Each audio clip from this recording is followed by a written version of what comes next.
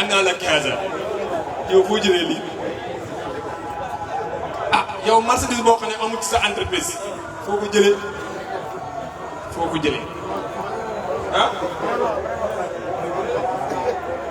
kon dëgg-dëgg ma ne ñun ba ñu ñëw ci Sang Ndiaye fi ñu tolloon xam nañ ko ak fi ñu tollu tey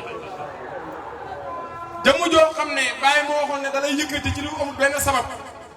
ndax bëgg nga Baye te muy dëgg ci yow rek lay xaar mu jël mboolem li Baye doon dëxëñ ko ci yow nga nekk benn jàmm. Alxuraan dafa wax ne aw man kaana mayyitan fa ahyaynaahu wa ja'alnaa lahu nuuran yamshii bihi fi nnaas moo tax bàmmeel yi doxoo ngi nii ak a bëri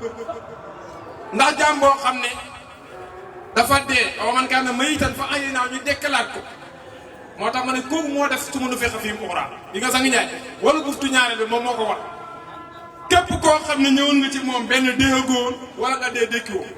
waaye ki la dekkal dafa la ni sa boo xam ne foo taxaw alam bi yëpp yaa ngi ko lem ci sa jëmm ji comme li seet jaan waxoon ne in kaana jurmuka juz'an sagiiran fa fii kan tawaa alamul akbar sa jëmm ji bu nekkee jëmm su ndaw alam bu mag bi ci yow lañ ko lem kan moo tax nga xam loolu nag kon kooku dëgg-dëgg yeewoon na sant moo tax faydu bi yëpp li ñu waroon a dajee wax mooy jërëjëf Sang Ndiaye gis nga loolu wax ko rek balay jëriñ ñi fi dajee nii yëpp nii yow xam nga ne fii ab cuuna nekku dof faa lekk ma nee na ay dof boo leen joxee rendez-vous duñ ñëwandoo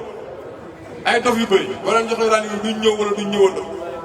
waaye chaque instant nga joxe rendez-vous ñi ñëpp ñëw toog toogaay bu civilisé bii gis nga Baye bu wàccaatoon te wàcc na billaay fii lay ñëw moo tax la mu waxoon moom Baye bañ ne ko ndax bokk nga ci wàllu yi gis yoon bi ci nelaw mu ne bëgg naa ko bëgg goo xam ne ak xam-xam goo xam ne su ma bokkoon ca saaba yi doon dund ak moom ñaar yi dem ba ci doole ko waaye ñun tamit Sang Ndiaye ci moom tax na ñu bëgg Baye ak xam Baye xam goo xam ne buñ taxawoon def déclaration ne Baye wàcc na stade sangam ñun ñii daw di dem duñ ci bokk.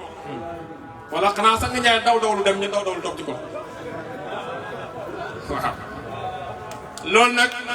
Salik Fadula yu ci mañe sall moo tax ma ne Baye mooy yërmande yàlla li bu Juuf wax waaye kii mooy ngëneelu yàlla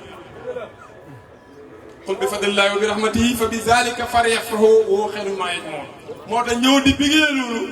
moo gën ci dajee yëpp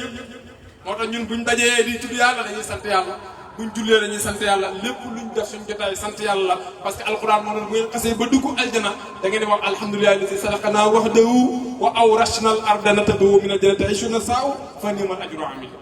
Sang Ndiaye mboolem lu ñuy dëgëroon gis nañ ko parce que bañ fiy ñëw kenn ci ñun xelam dajutoon na lii mu lu tax mooy yontu moo waxoon ne aljana mooy loo xam ne yàlla dig na jaamam ñi ci aljana loo xam ne bët mosu koo gis nopp mosu koo dégg mosu tabi ca xolu jàpp waaye chaque jour ñun ñi gis ci ay mëritu Sang Baraam ak ay xam-xam yoo xam ne sa bët mosu koo gis sa nopp mosu koo dégg mosu tabi sa xol loolu yëpp nag ñu ngi koy amee ci mbëggeel ak dëkku Baye waxoon ne li nekk ci ñun kenn du ko am lu mooy ci mbëggeel ak ci dëkku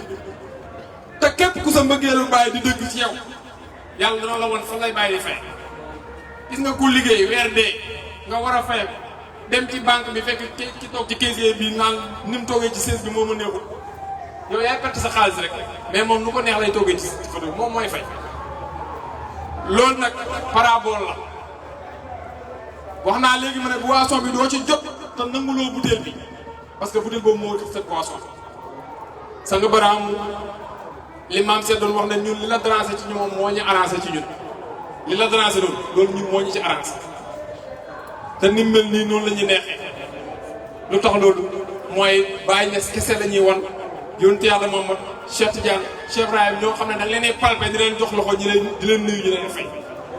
loolu nag ku ko am sant yàlla sa jëf sant yàlla comme ni ma ko waxee maa ngi bëgg a yàgg ci kàddu bi te borom xam-xam yaa ngi nii toog ñi nga xam ne ñoo ñu gën a fasaa ñoo jotal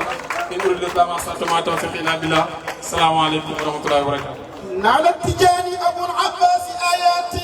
qad faasa minhaa kutuubun bil karaama